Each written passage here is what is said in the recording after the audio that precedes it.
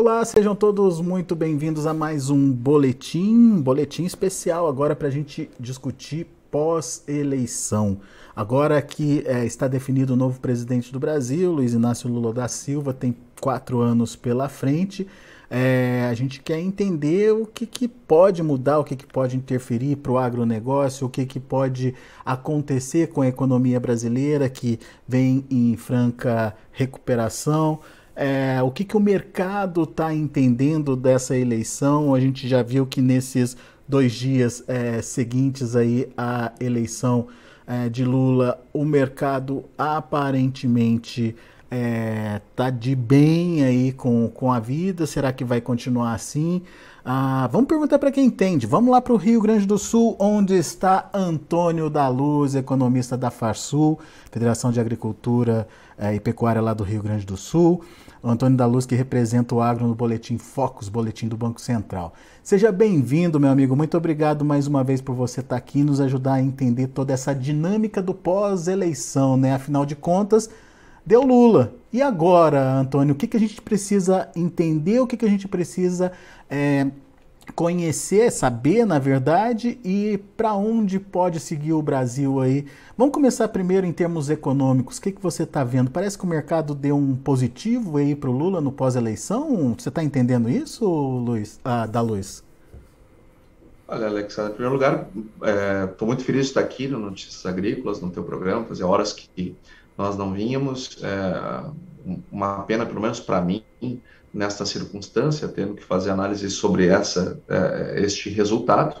Mas, enfim, as pessoas, elas tomaram a sua decisão, a maioria decidiu, assim a vida. Daqui 4 anos, ou daqui 4 safras, temos outra eleição, e assim a vida continua. O fato, Alexandre, é que acho que existem duas coisas que nós temos que pensar e nos preocupar. A primeira delas é com a questão econômica, e na questão econômica tem um plano de Brasil, mas também tem uma questão de agro que eu quero tratar, específica, e eu acho que as pessoas que perderam nessa eleição, que foram derrotadas na eleição pelas urnas, elas precisam fazer algumas reflexões para que não haja uma nova frustração daqui 4 anos. Então, vamos lá, vamos começar com a questão econômica. A questão econômica, eu não acho que o mercado está de bem com o Lula ou está de mal com o Lula. Eu acho que não tem nada disso. O mercado, ele só se preocupa com uma coisa, com crescimento econômico e prosperidade econômica. Ele não tem preferência. O mercado não tem preferência. Nós já falamos isso aqui no Notícias Agrícolas outras vezes. Quando as pessoas dizem, o bom mercado está com o Bolsonaro, não está. Está com o Lula. Não, não está. O mercado está com políticas. Ele está do lado de políticas econômicas que são sabidamente vencedoras, que trazem crescimento econômico, prosperidade econômica, desenvolvimento econômico, para que as empresas tenham mais lucro, uma vez tendo mais lucro, paguem mais dividendos, e quanto mais lucro tem, mais demandam pessoas para trabalhar, sobem os níveis de salário, a riqueza econômica cresce, e todo mundo fica feliz. É isto que demanda o mercado. Tá? Então, o mercado não é ideológico. Por que eu achava que o mercado ia ter uma reação mais forte ontem? Ele até esboçou no início, mas logo virou. E eu atribuo este movimento à incerteza. Por que eu vou derrubar tudo? Né? Por que eu vou sair vendendo ativos, etc., se eu ainda não sei nada sobre este presidente recém-eleito? Porque os grandes temas não foram tratados na eleição. O Lula foi eleito no ponto de vista econômico, com um cheque em branco, porque ele não trouxe para o seu plano de governo quais as diretrizes da sua política econômica. Então, não se sabe se é boa ou se é ruim. Então, por que vai se derrubar ou explodir o mercado positivamente se não se sabe o que vem pela frente? Então, o mercado está aguardando o que vai vir nos próximos dias em termos de definições, sobretudo a começar pela equipe econômica. E aqui eu entro no meu primeiro aspecto da preocupação, não com o agro, mas com a economia como um todo, porque o agronegócio, ele está dentro da economia brasileira. Então, a economia brasileira nos interessa. Até porque toda a demanda interna dos produtos do agro, ela depende de crescimento econômico. Então, a economia precisa estar bem. Ponto número um. O Lula tem sinalizado, pelo menos isso que a mídia tem trazido, que ele quer, para comandar a economia, alguém que seja alinhado com o pensamento dele, que entenda o que ele quer. Isto me traz uma enorme preocupação, mas muito grande. Pelo seguinte, porque nós, economistas, quando nós recebemos o nosso diploma, nós não recebemos o diploma de economista, nós recebemos o diploma de bacharel em ciências econômicas. Nós viramos economistas quando nós registramos no conselho. Agora, nós somos bacharéis em ciências econômicas. Ou seja, a economia é uma ciência. E eu preciso colocar no comando da economia alguém que entenda a ciência. Nem que seja minimamente. Né? Pois tu busca grandes conhecedores da ciência para te auxiliar, para te assessorar, para conduzir teus passos. Mas a pessoa tem que ter um conhecimento básico, pelo menos intermediário para elevado. Os nomes que têm sido ventilados, Rui Prado, Rui Costa, Alexandre Padilha, Wellington Dias, Flávio Dino, são nomes de políticos. O próprio Haddad são nomes de políticos que vão entender o que o Lula quer. Agora, o que o Lula quer, nem sempre a ciência recomenda. Então, eu posso querer sair voando por aí. Só que assim, ó, eu não sou um passarinho. Eu tenho braços, eu tenho pernas. Eu não consigo voar, eu não tenho asas. Eu não posso sair voando por aí. A ciência vai fazer com que a gravidade me puxe para o chão. Não posso me jogar da minha janela. Então, não basta eu querer. Eu tenho que poder. E quando eu pego para comandar a economia alguém que entende o que eu quero, tu te coloca numa situação de oráculo, né? Eu sei o que é melhor. Não é assim. Não é assim. A economia brasileira é muito complexa, muito grande para ser tratada e ser comandada por um político, porque isto tem um risco muito grande de não dar certo. Uma vez que, a menos que esse cara se assessore muito bem e ouça as pessoas que dominam a ciência. Então, eu tenho uma preocupação enorme com o nome que será divulgado, porque existe um risco, sim, de vir alguém que entenda o que o Lula quer, como se querer fosse poder. Né? O nome do Meirelles te assusta menos, Daluz? O Meirelles me assusta nada. Se vier o Meirelles, eu vou achar ótimo, porque o Meirelles entende do cortado. O Meirelles foi ministro da Fazenda do Temer e foi um excelente ministro da Fazenda. Excelente ministro da Fazenda.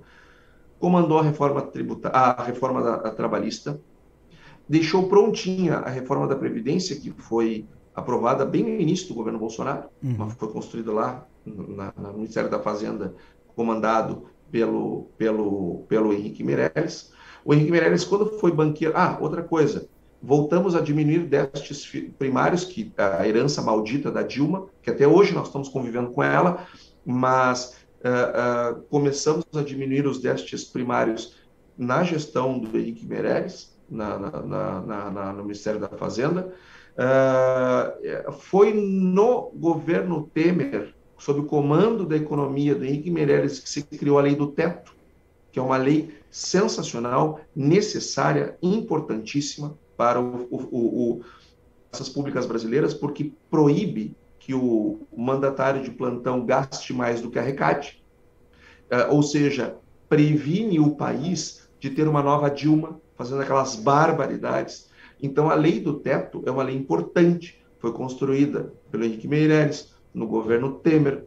Quando ele foi banqueiro central do Lula, em Lula 1, quando nós tínhamos o Palocci na Fazenda e o Henrique Meirelles no Banco Central, o Brasil perseguiu o centro da meta da inflação todo santo ano e atingiu.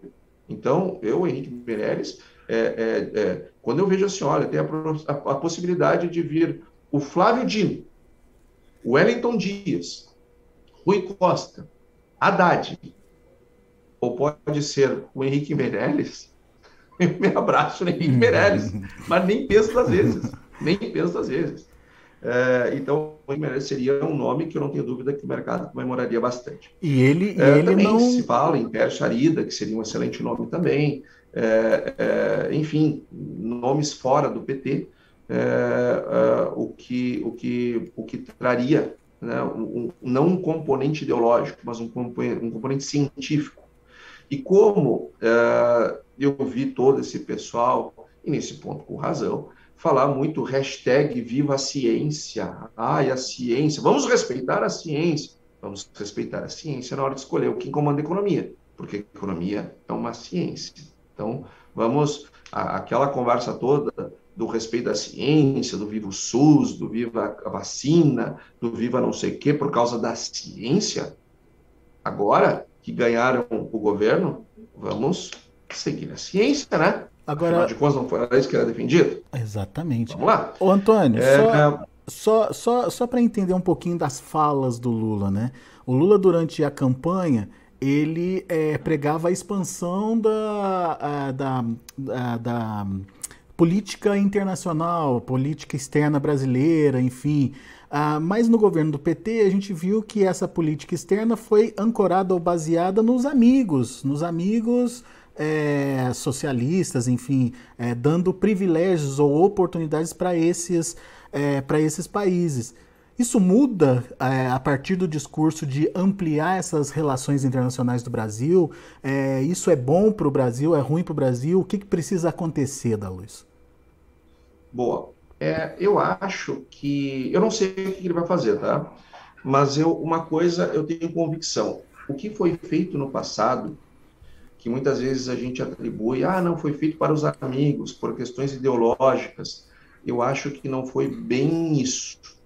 Quando é feito um metrô em Caracas e não é feito um metrô em Belo Horizonte, é porque o Lula ia lá, dava uma palestra, né, que era remunerado,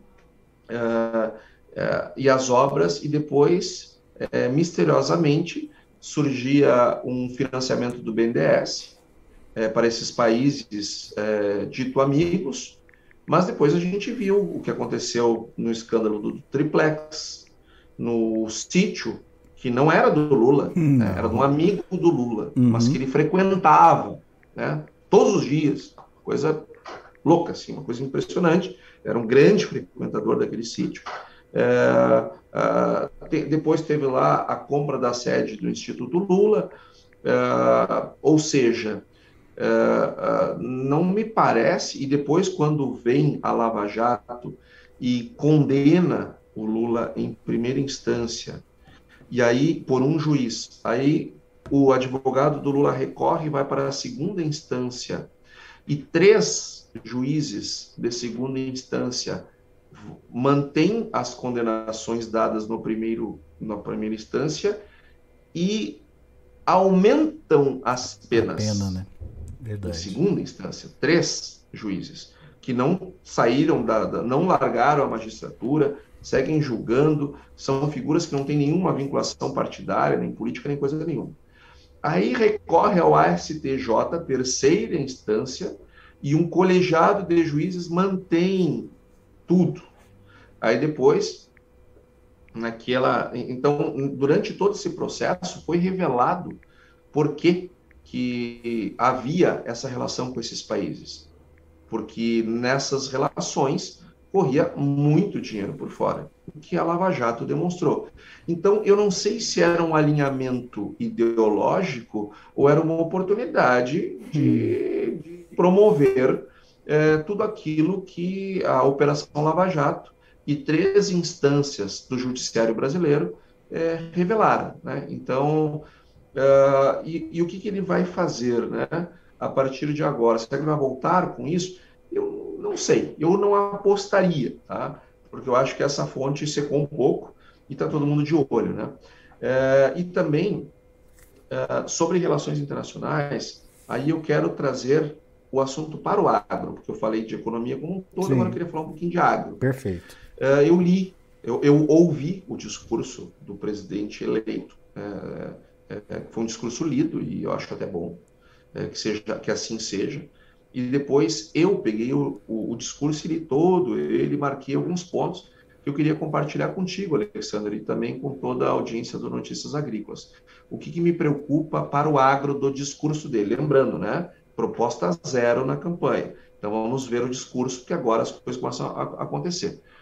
Teve um trecho que ele disse: a roda da economia vai voltar a girar, com geração de empregos, valorização dos salários e renegociação de dívidas das famílias que perderam seu poder de compra. Isso daqui é um claro sinal de aumento de gasto público. E um dos grandes problemas que o Brasil enfrenta desde a Dilma, porque foi ela que causou tudo isso, aliás, ela não, Lula 2, né? No segundo governo do Lula Uhum. que se começou a nova matriz econômica, que ganhou força no governo Dilma e deu no que deu. Mas hoje nós temos um problema fiscal, nós geramos déficits primários. Esse ano vai ser superávit, mas ano que vem provavelmente voltaremos a ter déficits. Isso enfraquece a nossa moeda, isso mantém juro mais alto, isso é ruim para a nossa economia. Para cumprir isso que ele está dizendo, tem que ser com gasto. Então, piora, é um sinal ruim para o fiscal. A roda da economia vai voltar a girar com os pobres fazendo parte do orçamento, com apoio aos pequenos e médios produtores rurais, responsáveis por 70% dos alimentos que chegam às nossas mesas. Eu estou com 23 anos de profissional e eu ainda não achei a fonte desse dado. Até hoje, eu nunca achei a fonte desse dado. Eu até desafio a qualquer um que tiver... desafio não, eu peço que se tu tem a fonte desse dado, me passe. Eu quero conhecer esse estudo. Porque quando a gente olha censo agropecuário, quando a gente olha tudo, não é isso que a gente vê. A gente vê, inclusive, o contrário. Mas tudo bem. Com todos os incentivos possíveis aos micros e pequenos empreendedores para que eles possam colocar o extraordinário potencial criativo a serviço do desenvolvimento do país. Com todos os incentivos possíveis, né? De novo, gasto, né? A partir de 1º de janeiro, vou governar para 215 milhões de brasileiros. Não existem dois Brasis, somos um único país. Ótimo, isso é isso mesmo, é assim, tem que ser sempre. Aí aqui vem uma preocupação com o agro. Se somos o terceiro maior produtor mundial de alimentos e o primeiro de proteína animal, se temos tecnologia e uma imensidão de terras agricultáveis, se somos capazes de exportar para o mundo inteiro, temos o dever de garantir que todo brasileiro possa tomar café da manhã, almoçar e jantar todos os dias. Este será novamente o compromisso número 1 do nosso governo. Como é que vai fazer isso? Como é que vai fazer isso? Vai fazer isso gerando crescimento econômico para que as pessoas possam comprar comida para tomar café, almoçar e jantar, ou vai criar embaraço para as exportações, como faz a Argentina? Qual vai ser a fórmula? O que é mais Tudo bem, fácil, né? que todo mundo tome café da manhã, almoce e jante, eu assino junto, assino junto, assino junto. Só que nós vamos fazer isso como, Alexandre? Qual é o caminho que o governo vai tomar? Porque se seguir o caminho da Argentina, vai ter mais pessoas sem tomar café da manhã, almoçar e jantar do que tem hoje, porque é o que aconteceu na Argentina, se for pelo caminho da tributação de exportação. Agora, se for pelo lado do crescimento econômico, do desenvolvimento econômico, do apoio às pessoas mais pobres, beleza, não tem problema nenhum. Aí é um bom caminho, até bom para o agro. Até bom para o agro, aumenta a demanda interna. Agora, nós temos que sempre lembrar o seguinte: nós exportamos para o mundo inteiro mesmo, mas nunca faltou comida no supermercado. Alexander e telespectadores do Notícias Agrícolas, qualquer supermercado, armazém que nós formos agora, em qualquer lugar do Brasil, tem comida na prateleira para ser comprada. Agora, se as pessoas não podem comprar, não é um problema do agro, é um problema de crescimento econômico. O agro não pode produzir de graça. Se ele vender de graça, ele não tem dinheiro para comprar insumo, ele para de produzir. Ninguém trabalha de graça. Eu não trabalho de graça, você não trabalha de graça, ninguém trabalha de graça. Nem o padre trabalha de graça. Então, tem que comprar a comida. Então, se o Brasil fosse um país que faltasse comida, eu entenderia. Agora, não falta comida. O que falta é poder de compra para uma parcela da população acessar a comida que está ali à venda. Mas não falta comida. Então, qual vai ser, como é que o governo vai fazer para atender esse compromisso que, segundo ele, é o número 1 do governo? É aumentando a renda das pessoas para que elas comprem mais, ou é tributando exportações como faz a Argentina? Como tentou a Argentina e foi um fracasso, né? Tem outro ponto que me trouxe preocupação, agora não na parte econômica, na parte ambiental e de geopolítica. Ele diz o seguinte: vamos reconquistar a credibilidade, a previsibilidade e a estabilidade do país, para que investidores nacionais e estrangeiros retomem a confiança no Brasil. Ótimo. Todo o presidente tem que buscar, seja ele quem for. Para que deixem de enxergar nosso país como fonte de lucro imediato e predatório e passem a ser nossos parceiros na retomada do crescimento econômico com inclusão social e sustentabilidade ambiental. Até aqui, beleza. Queremos um comércio internacional mais justo. Retomar nossas parcerias com Estados Unidos e União Europeia. Aqui uma preocupação. A União Europeia, ela está fazendo uma lei no parlamento que, para tornar muito difícil as exportações brasileiras para lá. Mas no fim do dia, eles não estão querendo gerar problema para exportação para lá, porque eles sabem que eles são insignificantes para nós. O que eles querem é que isso vá para a OMC, para a OCDE, e a gente não consiga exportar para nenhum país do mundo sem alguém certificando que aquele produto não é fruto de desmatamento. Eles sabem que a nossa produção não é fruto de desmatamento. Só que o que eles querem é ser essa certificadora. Porque imaginem, qualquer país do mundo produtor de alimentos, se tiver que pagar para eles um pedacinho para eles certificarem, olha a fortuna que eles ganham em cima da produção dos outros, só botando um carimbo. É isso que a União Europeia quer. Só que a União Europeia, para fazer isso, ela combate o agro brasileiro, constrange o agro brasileiro. E eu pergunto, como é que vai ser essa melhor relação em novas bases? Porque o histórico do Lula é de aceitar todas essas barbaridades que a União Europeia tenta nos impor. Então, como é que vai ser? E é papel não do Lula, mas do Bolsonaro, do Lula, dos que vieram antes deles e dos próximos que virão pela frente, defender os interesses do Brasil e não os interesses dos outros países. Segue o texto. Não nos interessam acordos comerciais que condenem nosso país ao eterno exportador de commodities e matéria-prima.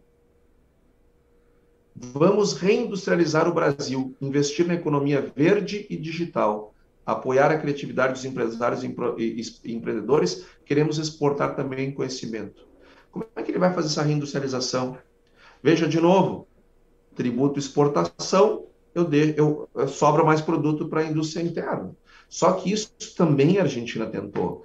O objetivo da Argentina era baixar o preço da cesta básica e aumentar a industrialização do país. Hoje, a maior indústria do Brasil já é a indústria de alimentos. A maior indústria do Brasil é a indústria de abates, de aves, suínos e bovinos. Essa é a maior indústria do Brasil. Então, quando eu pego o conjunto de alimentos, é a imensa parte da indústria brasileira, é isso. Ou seja, nós não temos que nos reindustrializar nisso. Nisso nós já somos bons, já fazemos muito bem. E o que aconteceu na Argentina? Como começaram as taxações, se diminuiu a produção, a indústria se ferrou porque ficou com menos produto. Então, não é por aí o caminho. Não é por aí. Ele não disse que vai fazer. Mas só que quando começa a juntar esses pontos, a gente fica preocupado com esse tipo de medida. Ou seja, o presidente do Brasil tem que defender o Brasil dos ataques da União Europeia e não concordar com eles. E se nós tivermos coisas erradas para fazer, vamos discutir internamente. Aponta o dedo e vamos discutir internamente, mas internamente. Internamente. Lá fora, não. Saiu do Brasil, tem que defender o Brasil. Tem que defender os interesses dos brasileiros. Dos 215 que ele disse que vai governar para todos, então tem que defender os interesses de todos. Então, isso me preocupou um pouco, Alexander. Outra coisa que ele fala, o Brasil está pronto para retomar seu protagonismo na luta contra a crise climática, protegendo todos os nossos biomas, sobretudo a floresta da Amazônia. Agora vamos lutar pelo desmatamento zero da Amazônia. Gente, nós temos um Código Florestal. Nós temos que lutar, sim, pelo desmatamento zero e legal. Agora, existe um desmatamento que é legal em todos os biomas do Brasil. E aí? Como é que vai ser essa postura? Existe população que vive nessas regiões, né? Que precisam de... É evidente. E aí, como é que vai ser? Então, o desmatamento 0000, inclusive o legal, é a conversa mole da União Europeia, que nos compra pouco e incomoda muito. E eu não sei nem por que a gente dá tanto ouvido para eles, porque eles nos compram pouco. Né? Aliás, eles estão fazendo uma grande de uma besteira, porque nós, ao vender tanto para a China, e eles nos tirarem do comércio, nós estamos ajudando a fortalecer a China, que daqui a alguns anos vai ser um problema para o Ocidente. Então, assim, eles estão fazendo a coisa errada, mas cada um convive com as escolhas que faz, né? Eles estão fazendo a deles. Então, essas questões, elas, no discurso dele, me trouxeram algumas preocupações para o agronegócio, que são flagrantemente alimentadoras de incertezas. Então, vamos torcer para que o presidente tenha lucidez e lembre que foi no governo dele que nós formamos a maior parte das reservas internacionais que o Brasil tem hoje, que dá toda essa estabilidade para o real. Mas foi feito com superávit do agronegócio. Então, espero que ele não esqueça disso. Espero que ele não esqueça que produto agrícola não é produto primário. Produto primário é petróleo e minério, que são extraídos. Soja, milho, grãos, de uma maneira geral, quando nós os exportamos, eles não são produtos primários. Eu precisei produzi-los e não extraí-los. Eu precisei de máquina agrícola. Máquina agrícola é indústria para produzir o grão. Ou seja, eu tenho indústria antes da agricultura. Eu precisei de defensivos. Isso é indústria química e farmacêutica que está antes da produção do grão. Eu precisei de fertilizantes, que é indústria antes da agricultura. Eu precisei de bancos, que são serviços antes da agricultura. Eu precisei de um mar de empresas, de agrônomos, etc., de pesquisa, de universidades que geram conhecimento antes da agricultura. Ou seja, eu não tenho agricultura, agora vou ter indústria, agora vou ter serviço. Não. Eu tenho indústria e serviços antes da agricultura, que depende da agricultura. Então, nós não somos um exportador de commodities primárias, só se ele estiver falando de minério e de petróleo. A agricultura, não. Então, me traz uma preocupação muito grande nestes setores e que nós vamos ter que, sim, né, estar unidos. E aqui, Alex, eu queria já entrar, se você me permitir, numa questão mais política. Eu acho que nós temos que, sim, aceitar os resultados das urnas. As urnas foram soberanas. Mas nós temos que entender aonde nós erramos. Aqueles que apoiaram o atual presidente, estou me referindo àqueles que apoiaram a continuidade do atual governante. Precisa haver uma reflexão, onde que se errou para que se melhore. Agora, uma coisa é importante. Diante dessas ameaças ao agronegócio, nós temos que gastar energia para nos manter unidos. Unidos. Se tem um momento que nós temos que prestigiar o nosso sindicato rural, é agora. As federações de agricultura, é agora. A Confederação Nacional de Agricultura, é agora. As aprosojas em todo o país, as cooperativas, é agora a hora de apoiar. A hora de apoiar a BAG, a ProSojas, enfim, as entidades do agro, de maneira geral, é agora. Nós precisamos nos unir. A hora de prestigiar os nossos representantes na Câmara e no Senado, ao invés de ficar reclamando deles por qualquer coisinha, é agora. A hora de ouvir as lideranças e pensar de maneira ponderada é agora. O governo eleito é este. Nós vamos ter que conversar com ele. Então tem que ter diálogo. E diálogo é uma via de mão dupla. Tem que partir de lá, mas tem que partir de cá. E nós temos que ter sabedoria para fazer o que é melhor para o agro brasileiro. Somente os interesses do agro. É isso que interessa agora. E nós precisamos estar unidos. Falando em união, eu queria trazer uma lembrança para o nosso telespectador. Hoje, o Brasil tem direita. Quando eu comecei a votar, lá nos anos 90, o Brasil não tinha direita. O Brasil tinha que escolher entre Lula e Fernando Henrique. Centro-esquerda e extrema-esquerda. Era isso que a gente tinha que escolher. Né? Depois, nós continuamos nesse negócio. Esquerda e extrema-esquerda. Onde tinha que votar ou Lula, ou Alckmin, ou Lula, ou Dilma, ou Serra, Dilma, Aécio, enfim, era isso que nós tínhamos. Era de um lado Lula e Dilma, de outro lado, estou falando dos anos 90 para cá, e do outro lado Fernando Henrique, Aécio, Serra e Alckmin. Essas eram as opções. Então, quem era de direita tinha que votar no centro-esquerda. Né? Essas pessoas não tinham uma amálgama, mas elas existiam. E quando os black blocs, lá no início da década passada, começaram a ir para a rua, aqueles baderneiros, aqueles caras que saíam quebrando vidraça, tudo, fazendo um pânico nas ruas, essas pessoas de direita começaram a dizer, basta, porque elas já estavam engasgadas com o mensalão, elas estavam engasgadas com os crimes que estavam vindo do petrolão, e ainda aqueles vagabundos indo para a rua, falando, não é por 20 centavos, não sei o quê, no Brasil... Né? Gente que, muitos deles, né? Adultos vivendo à custa dos pais e fazendo consignado no nome dos avós, né? E o pessoal de direita começou a se revoltar e começou a ir para a rua.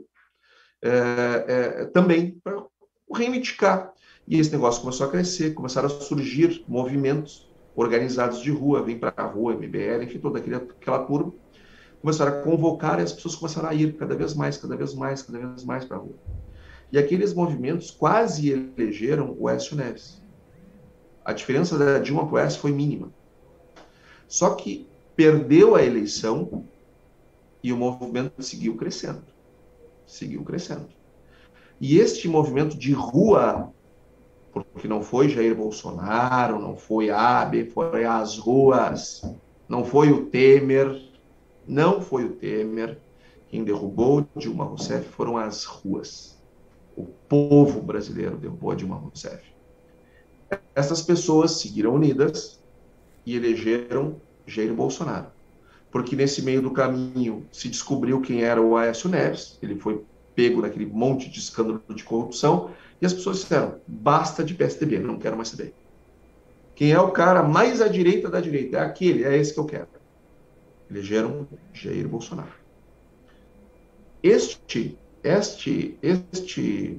mandato do presidente Bolsonaro, ele terminará no final do ano, mas as pessoas que vêm unidas desde o início da década passada continuarão unidas. Pois é, Lula... Antônio, mas você não acha que essa direita recente, como você bem colocou aí, vem dos black blockers para cá, ela ainda não está a ponto de fazer uma oposição decente, uma oposição que possa barrar literalmente o Lula nas tomadas de decisões que sejam contrárias à necessidade do país, enfim. Essa direita, ela tem, como diria minha avó, sustância? Eu acho que ela tem sustância, assim, como diria tua avó, porque ela não é apaixonada quero crer, a este ou aquele, mas há uma agenda, há uma pauta, e isto é muito recente no Brasil. Isso tem pouco mais de 10 anos. Isso é recente, mas segue crescendo. E o que eu imagino? Que o Lula, ele, diferente da Dilma, ele é muito mais esperto, em todos os sentidos.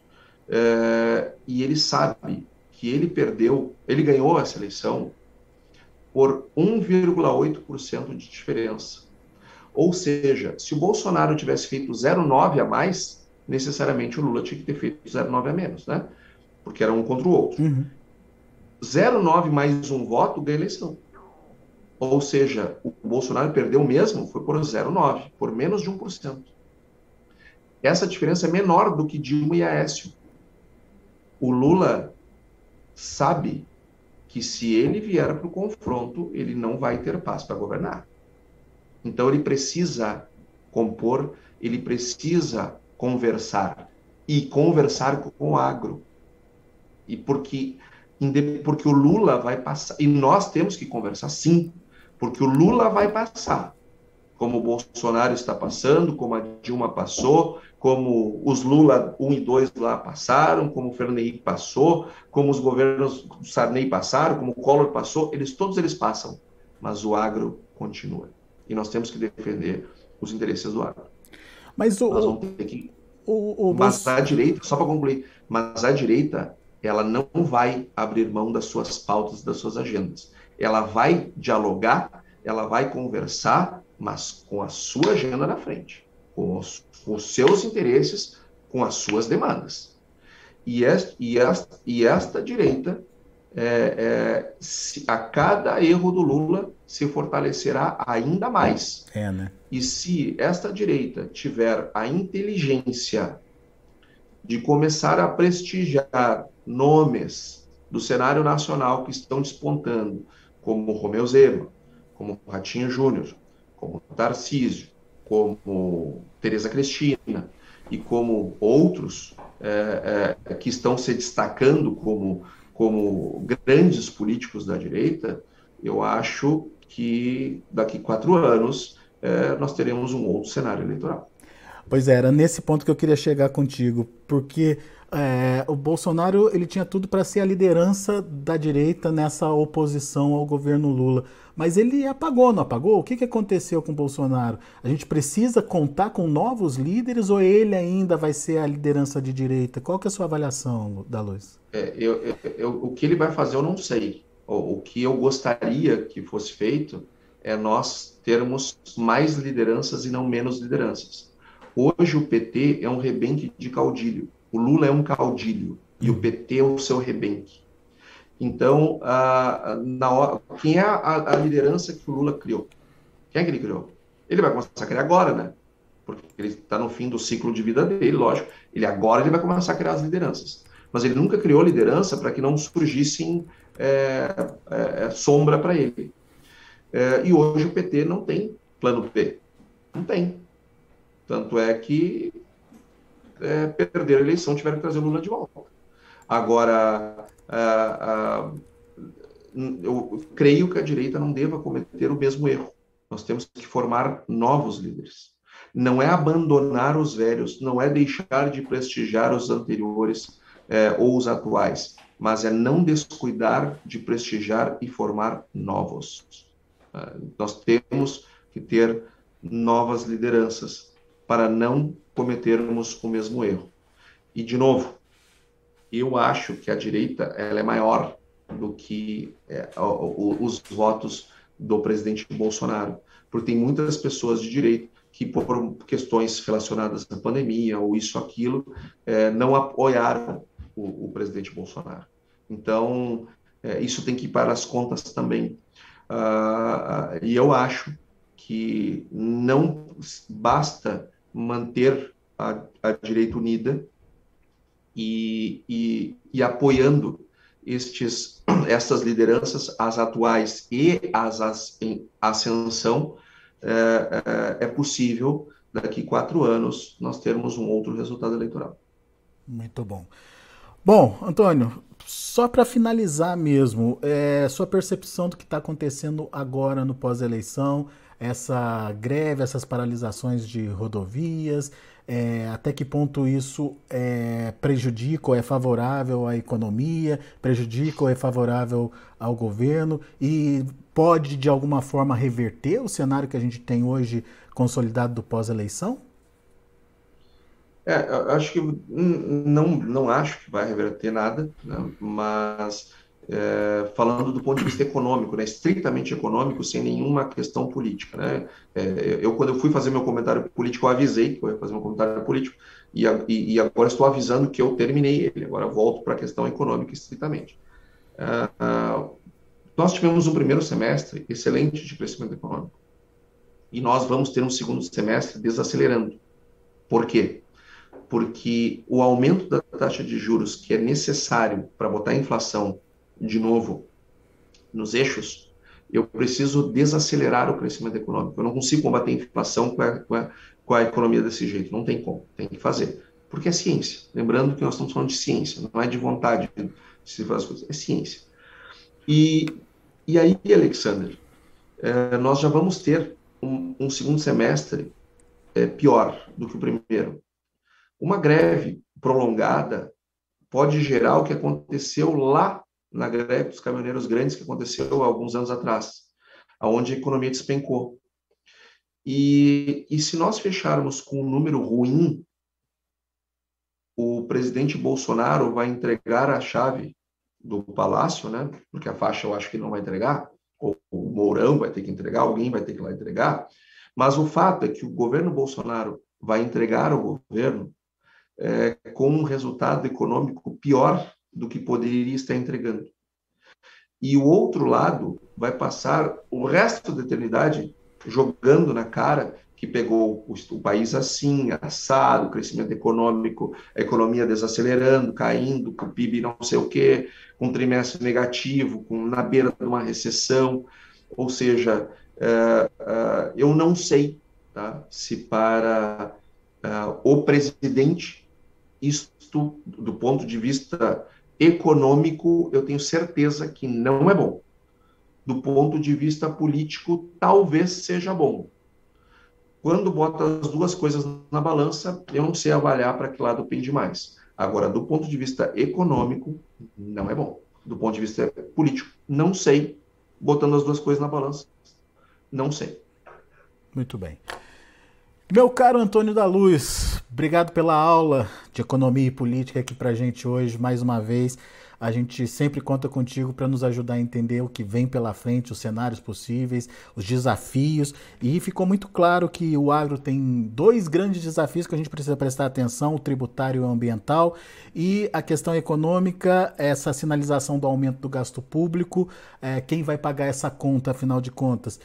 É o agro através da tributação? É o crescimento econômico que pode acontecer dependendo das medidas que forem tomadas? Enfim, isso a gente vai saber só como cena dos próximos capítulos, mas é importante você ter alertado as possibilidades aqui para que a gente fique atento ao que vem por aí. Muito obrigado, meu amigo. E um ponto importante para o seu resumo. Produtor Rural, una-se em torno das suas entidades. Prestigiem as suas entidades, mais do que nunca. Prestigiem os veículos de comunicação que falam a sua língua e trabalham para você, como é o caso do Notícias Agrícolas. Prestigiem aqueles que estão do seu lado, porque mais do que nunca temos que estar unidos. Não é contra ninguém, é a favor do país. Boa, Antônio. Obrigado, meu amigo, mais uma vez pela sua participação. Volte sempre, viu? É sempre bom te ouvir. Prazer é sempre meu. Um abraço. Abraço. Tá aí Antônio da Luz, economista da Farsul, aqui com a gente, fazendo uma análise brilhante aí do pós-eleição, principalmente com agora a eleição do Luiz Inácio Lula da Silva para comandar o Brasil nos próximos 4 anos. A gente tem desafio pela frente, o agro mais ainda. Você viu aí que são questões muito importantes que a gente precisa ficar atento e mais do que atento, unido em torno aí dos nossos representantes, das nossas representações.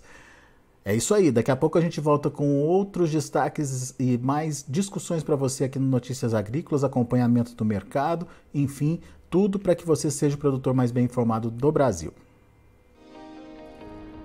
Se inscreva em nossas mídias sociais, no Facebook Notícias Agrícolas, no Instagram @Notícias Agrícolas e no nosso Twitter @Notiagre. E para não perder nenhum vídeo, não se esqueça de nos acompanhar no YouTube e na Twitch, Notícias Agrícolas Oficial.